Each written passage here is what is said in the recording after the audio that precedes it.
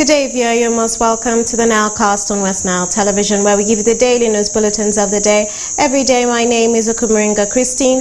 Before we dive into any of the stories, let's first have a look at the news making headlines. In the headlines today, Uganda manufactured gin kills people in the Democratic Republic of Congo.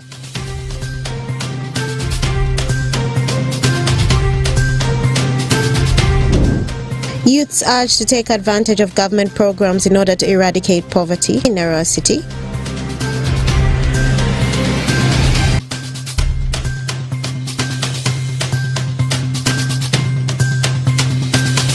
And Zombo Police investigates murder of Chairman Tea Cooperative and arson. This and more in the NILE CAST News Bulletin.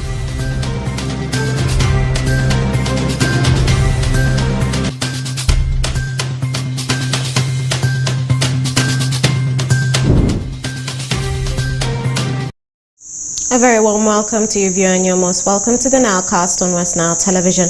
Now let us dive into some of the stories of the day.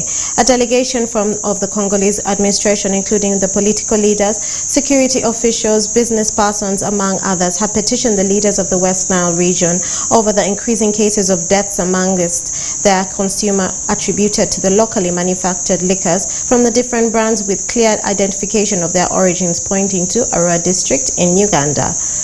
The authorities want the matter investigated and the manufacturers probed further through the legal means during a cross-border meeting held in Maracha district over the weekend.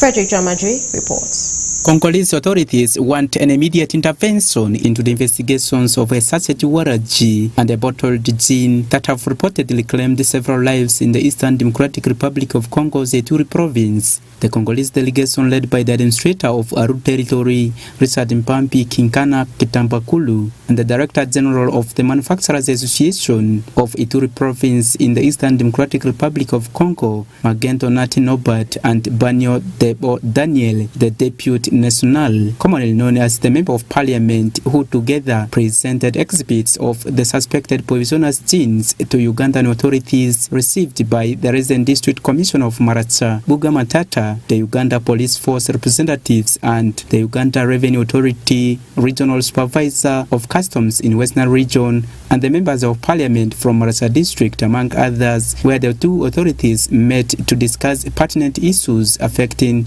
trade, security, and development between the countries. While in Maracha Town Council in Westnile region of Uganda, the Congolese authorities in their arguments identified the suspected poisonous liquors as Z, packed in 120 mils of 40% volts, Tyson Premium Waraji of the same characteristics packed in sachets, whereas opaque gin of 100 mils packed in plastic bottles are noted to be for export only and are manufactured by Primidis Limited, located on plot number 88 in Kuluva and Arua district in Uganda's Western region. While presenting the status report on the magnitude of the challenge posed by the liquors, Magento Nyati Nobat, the Director General of the Manufacturers Association of Ituri Province in the Eastern Democratic Republic of Congo, noted that the dealers of the alcohol do not use designated routes for exit and entry into Democratic Republic of Congo, and the issues around quality assurance is not assured. He further asked Uganda National Bureau of Standards, UNBS, and the Uganda Revenue Authority, URA, to give explanations into why such products should be allowed for export into DRC. Without giving figures on the number of deaths caused by the alcohol, Nyati said several people have silently died after consuming the alcohol, which comes from Uganda. I would like to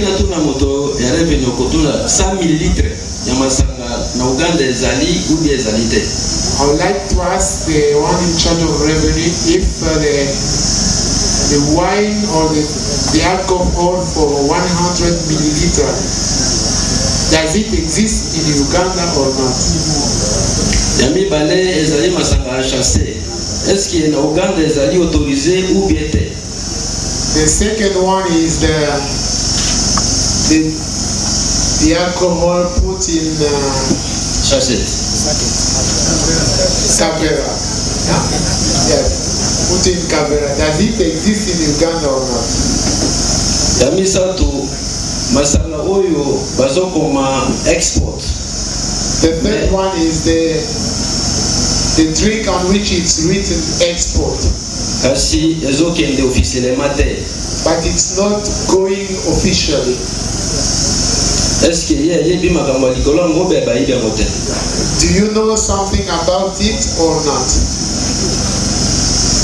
Parce que lokola lobi ezali sécurité biloko oyo epele ezali kozoma na Congo.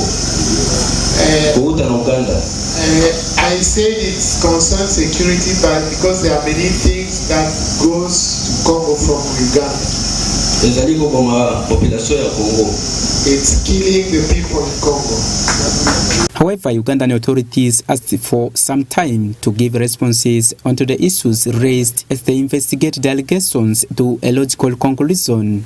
Buga Matata, the resident district commissioner of Marasa district who convened the dialogue between the countries, requested for an additional 1 week for the Ugandan authorities and the entities directly dealing in the monitoring of manufacturing industry and the movement of goods to investigate and appropriately respond to the allegations. Within 1 week, chairman also should note that our secretariat should make that thing ready so that we're responsible for those things and we need harmony.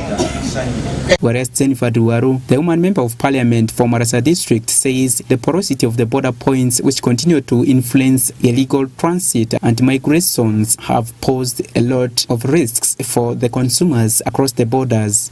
We have to go back on drawing board and get better responses and take this dialogue to another higher level in order to harmonize some of these issues. Last year, a local manufactured gin in Arua City identified as City 5 claimed several lives, in which Ugandan authorities took drastic actions to stop the supply and manufacturing of the liquor, while the suspects who ventured into the manufacturing of the liquor are still being investigated and handled by court. Frederick Tamadri, Westnile TV, NILE CAST. And more in our stories, the youth in Arua City have been called upon to embrace taking active part in pursuing government programs meant for poverty eradication, as poverty still remains a great challenge in the country. The call was made during the International Youth Day celebrations in Arua City. Farish Majid reports. As poverty continues to bite in the country, the youths, who are the majority population, have been asked to get actively involved in the government projects meant to transform the masses out of poverty. This call was made by the stakeholders during the International Youth Day celebrations that took place on Saturday at the office of the Prime Minister grounds in Arua City. There are programs of government that are within the division, the people who are within the division, there is part development model that's currently going on within the division, and we also want to encourage young people to get actively involved in these government programs. I want to appreciate our President, His Excellency Yoweri Kaguta Museveni, for his initiative for the youth. The youth have a lot of challenges. There are many programs which have come for the youth, and these programs are demand-driven. We have the Youth Livelihood Program, where the youth are still not doing very well in the city. The youth need a lot of mindset change. They have the ability to even change the economy. They have the ability to make things better because they're energetic, but they do not explore their ability.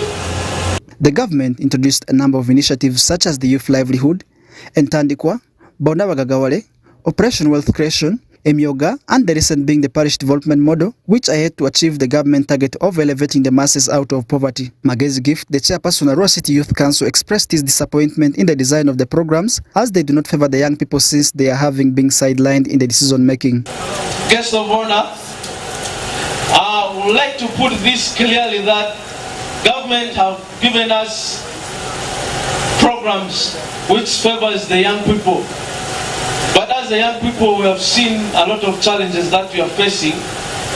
especially the design of these programs, and we have seen that these programs may not favor most of us as the young people. I'm talking, the program that is right now running is the PDM, and that PDM, at least a youth representative need to be among it. But I'm saying this as the chairman, that if you move right now to all the parishes, to all the divisions, the number of youth leaders or the number of young people which are involved in the program will not reach 5%. Does it mean the program is designed for young people, and yet young people are taking the greatest percentage of it? They said 30%. We are not sensitized about these programs. We are not involved in drawing these programs. Now, as a youth council, it becomes so hard for us to move and mobilize the young people and talk to them about these programs of the government. Similarly, Samson Magamaga, the publicity secretary for the National Resistance Movement in Arua City, is of the same view as he calls for the president's intervention in reaching out the youth at the grassroots level. There are challenges in as far as programs directed to the youth are concerned. Most times, the youth fail to grasp these programs because the bureaucracies surrounding them are very queer at times. I therefore would like to bring to your attention, sir, that you take deliberate engagement with the leaders of the youth so that you link them up directly with His Excellency the President of the Republic of Uganda, so that he comes down here and interfaces with our youth. Because he has done this across the country, we hear him doing it in Kampala, we hear him doing it in Chotera, Mupigi, elsewhere. We want it done here for the benefit of our youth, sir. Kasiano Wadri Ezati, the former member of parliament for Arua municipality, lamented on the issue of the youths being manipulated as he appealed to the policymakers to be fair while handling the youths. Now, then there is the issue of manipulation. These are serious issues. Manipulation of the youth. I think I've already hinted to it.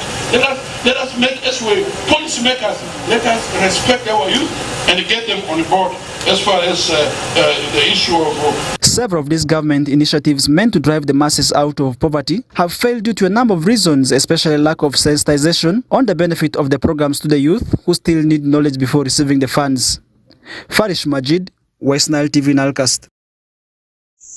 And more in our stories. The Territorial Police of Zombo District are investigating an incident of murder where one Akelo Jimmy Malay, aged 31 years, a Lurbai tribe chairman of Tea Cooperative Union Zombo District, was murdered by unknown people in Akanankuma village near Kagera River Valley, Akasa County.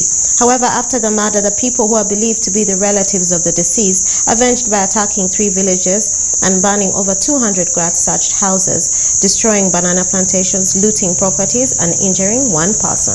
Alfred Jawok reports. The Territorial Police of Zombo District are investigating an incident of murder where one Okelo Jimmy male adult aged 61 years, a Lurbai tribe, Shaman Tea Cooperative Union Zombo was murdered by unknown people in Akanokuma village near Kagera River Valley, Akasab County. The deceased is the resident of Gwoknyeri village, Abanga Parish, Akasab County, Zombo District, and was waylaid while on his way from watching football match at Ayaka Primary School playground located in the same village in Zombo District. The deceased was waylaid together with 2 other people, namely Ongewun Charles and Rotomio Ivan Anewa, who escaped the attack by the perpetrators. However, after the murder, people who believed to be relatives of the deceased avenged by attacking 3 villages, Gwoknyeri, Akor, and Agulu, burnt over 200 grass-thatched houses, destroyed banana plantations, looted properties, and injured only 1, identified as Udubru. Brian Oromchan, Akasab County chairperson, confirmed about the incidents and warned communities of taking laws into their hands.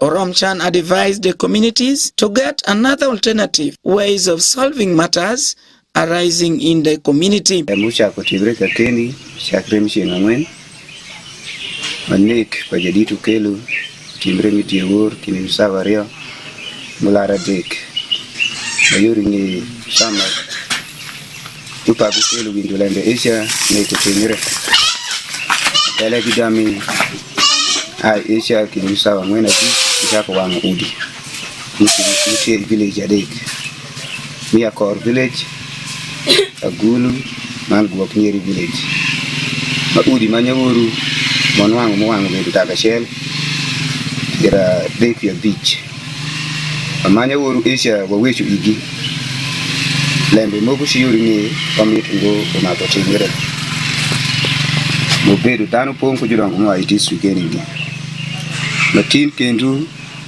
Kugweno Wabedu Midwa kurepoti this week ni Alembo Kumarashi Vidu Kiribisa Wario Kopin Kinda Windu report mania Udi Kindu Bewan Mandaga Mashido Paint Kusha Man ku village na date cheke Nwanganda Udi Uwan Makawuni Kudi Wende Mwang Tin Enene Kudi Washokungo Tatane.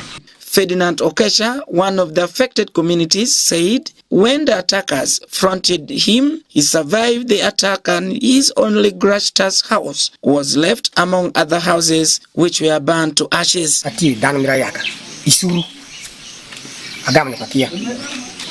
Ati kupasu para ipakia ya Kor village kakama tap pot juangi i. Pasu iginia ati ijapakia ngo ati jayaka we Kor para igam gi winju we Kor paranda maka wunde puduma woshuni orneti juangi ngo re udi papajirani para juang ko padan mapul juang pimo wangi ie ashuka kwano adaru ngo dano moto ie ubedu ngarasia maka wuni del pare do tiro mkani ingom en de ma woshuni ngwa maka do saka konya ngati majune gusha ko gwena matin kendu on mange kendu o medre ko wang madan wang o to ngange yugo are or para jiworo jiwang ko pirango ti jasuru mi gingo aberu pe ko lembe ko gi ngade maneno live kawang or sa de para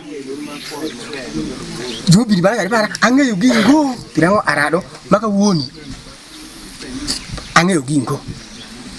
When the matter was reported to the police station, a team of police officers led by officer in charge, Criminal Investigation Department Zombo District, visited the scene accompanied by UPDF officers attached to Golaju Military Barracks in Zombo District. They examined the scene and documented it, recorded relevant statements from witnesses, and restored calmness through community policing. They took the deceased body to the Well Center 3, where postmortem was done, and thereafter handed it over to the relatives for decent burial. The deceased body had deep cut wounds on the head and arms using sharp objects. It is alleged by some witnesses that the deceased could have been killed as a result of long-standing land dispute between the Jopada clan and the Joposheno clan. No arrest has been made as the named suspects are on the run. However, police are tracing for them.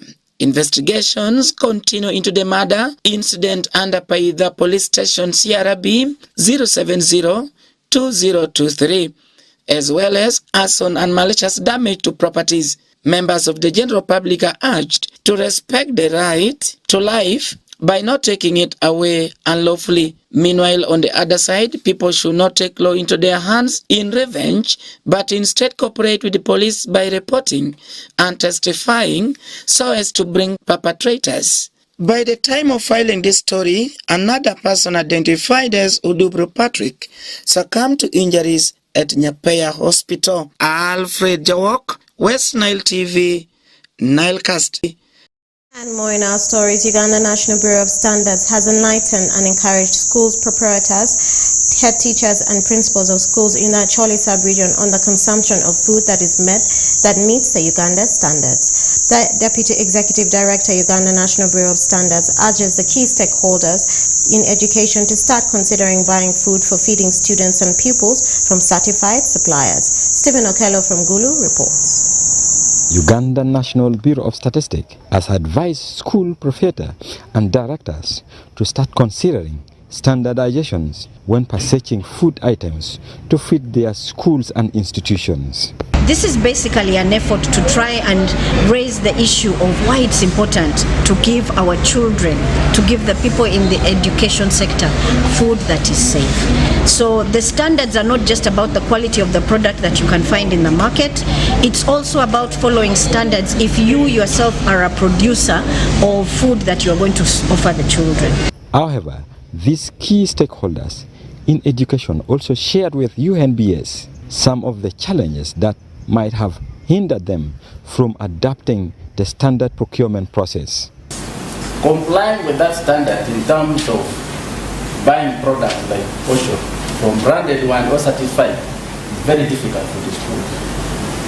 School normally go during bumper harvest time and buy more. But the problem now is the storage. But if you avoid these bulk prices and go for the certified, as you already told us earlier, then the fees should go up. Because school really can't afford to buy portion for students for the entire term with the current rate of fee payment. During the engagement with these stakeholders, UNBS also tipped them on the importance of constructing a decent and standard storage food facility in their schools. The stores have to be able to keep the food dry. The store has to be able to allow for proper ventilation. We don't want moisture, we don't want heat combining to allow the microbes that result in issues like aflatoxin that we've all been talking about. After the workshop, other participant mindset was changed beyond the storage and procurement. For sure, from tomorrow when we get back to our schools, we want to have the cooks have uniforms. The storeman should be in uniform such that when he's handling this food stuff, he's handling it safely with the right garments. Because sometimes they're sweating and so forth, they should be having garments that can help them control things like sweat. They should be having things like towels in close proximity at their workplace, including the cooks. We allow the cooks to use their hands to wipe their face when they're mingling or when they're sweating. We should be providing towels such that they're able to clean themselves and even have a cap to cover their head as they prepare the food. UNBS is expected to hold another sensitization meeting with grain dealers and manufacturers of various products in the regions. Stephen Okello for Westnile Television, NILE CAST. And more in our stories, stakeholders in Moyo district have been engaged on the gender-based violence and sexual reproductive health risks in coordination meeting organized by CARE International Uganda, which brought in different stakeholders from the region such as political leaders, religious leaders, cultural and civil servants, together with the parents and Moyo District Education Resource Center. Okumu Dominic reports. The coordination meeting, which took place in the District Education Resource Center, brought in different stakeholders such as political, religious, cultural and civil servants together with parents to debate on ways of reducing gender-based violence and sexual reproductive health risks in the district. Mrs. Chandia Joyce, the Senior Community Development Officer Moyo, urged the parents to style up and always be smart and show good example to their children. We who are here, more especially women who are here, let's try to style up. And also men, not only women, some of men, they also sit together there. Sometimes we drink together. We sometimes even have the same girlfriend. Yeah? How will you talk to your son if you behave like that? So it is upon us, parents, to start causing change in our lives before we go out. You cannot go and sweep someone's compound when yours is dirty. You need to start by yours, then you go out.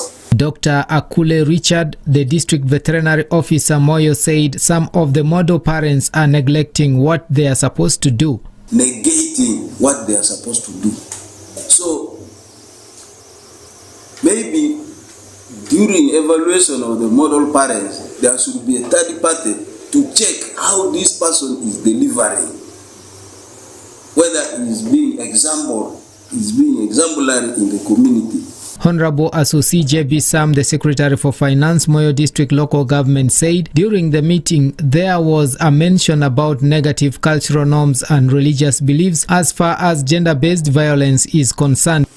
I mean negative cultural norms and religious beliefs as far as GBV is concerned, which is something which is not clear to me. Because my understanding is that the religious leaders normally emphasize peaceful coexistence, such that people don't fight. GBV is rampant in our communities. Whether we like it or not, it is there. The most important thing is to continue sensitizing our communities, especially tell them the disadvantages, the implication of GBV. Honorable Amoko Emmanuel, the District Council Speaker, who also doubled as the chief guest in the meeting, thanked Care International Uganda for their contribution in the district. And that is why you were able to consider us as Moyo, and we have run a program, both the plan and care in the district. We want to remain grateful to you. We hope if the project is refunded,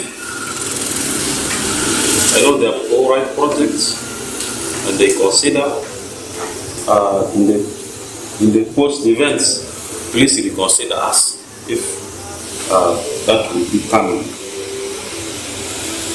The meeting that was organized by Care International Uganda, which was aimed at reducing gender-based violence and sexual reproductive health risks among the communities, both the nationals and the refugees, was in partnership with Plan International, Marriage Stops Uganda, Reproductive Health Uganda, Save the Children, among others, with funding from Danish International Development Agency, DANIDA, through United Nations Population Fund, UNFPA. I'm Dominic Antonio Kumu reporting from Moyo District.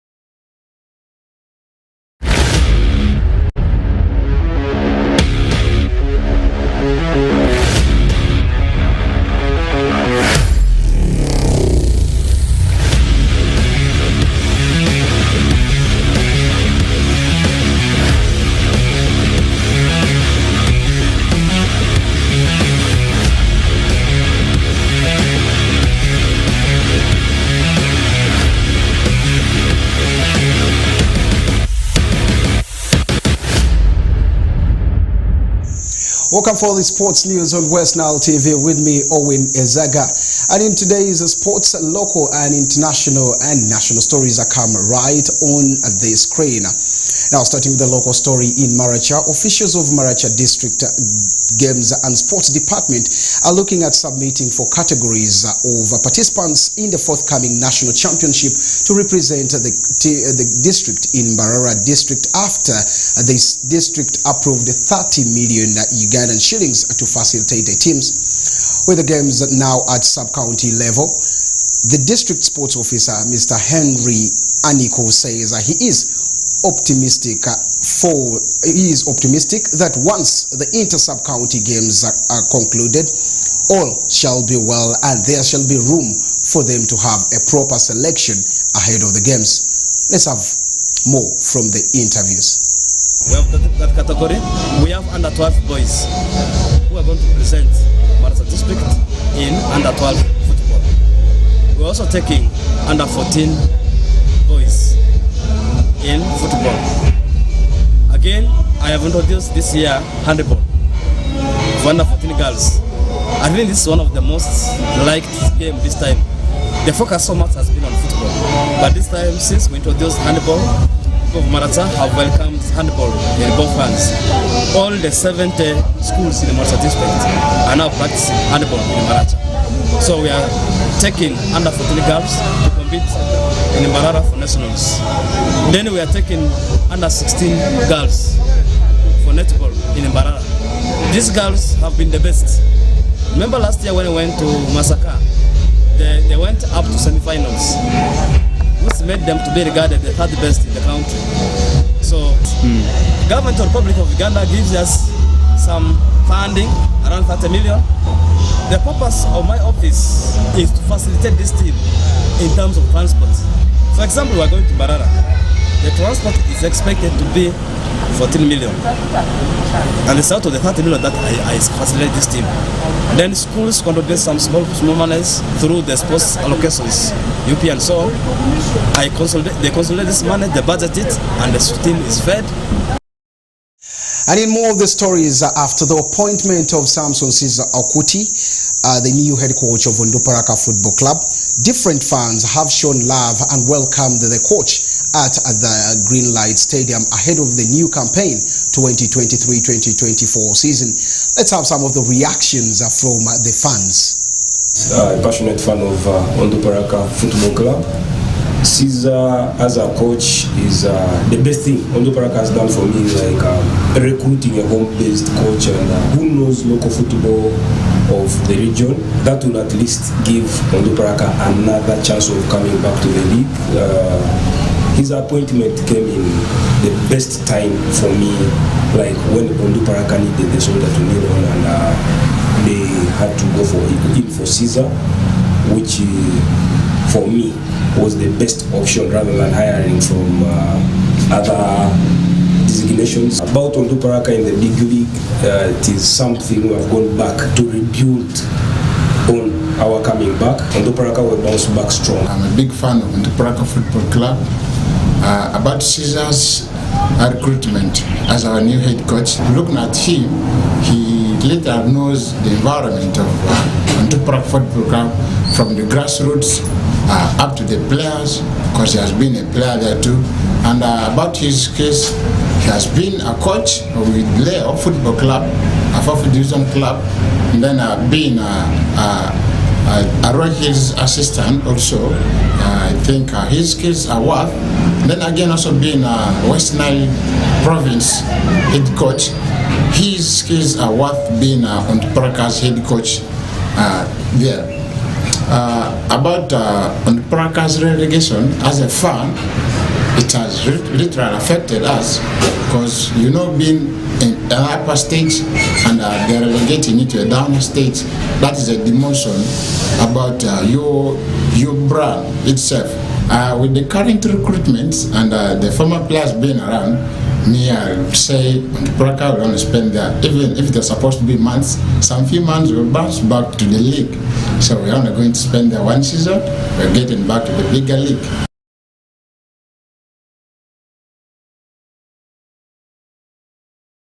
And back in our stories, and probably the last story in there, Fufa Technical Center Njeru undergoes a facelifting recently, and the new additions at the facility have given it a fresh look. The renovation works and setting up of the new amenities has taken over 2 months in order to prepare for the Total Energy CAF Women's Championship League Sekafa Zono qualifiers that got underway on Saturday. FUFA President Honorable Moses Engineer Magogo Hasim was in attendance as the tournament kicked off, as impressed with the work done, and indicated that FUFA will always try to improve the facility by hosting such international games. With our marks, our sports news, I want to say have a very blessed day.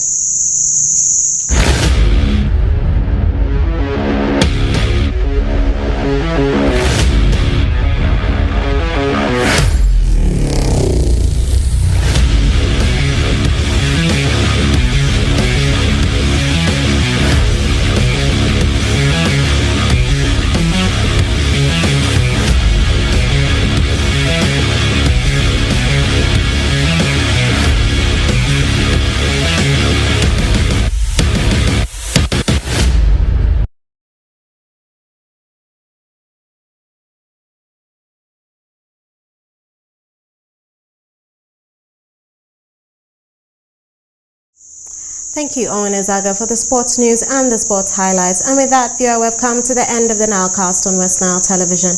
Thank you for being with us from the beginning of the Nile Cast to the end of the Nile Cast, only on West Nile Television. Please stay tuned to the rest of the subsequent programs that may follow. My name is Okumringa Christine. Have a good day.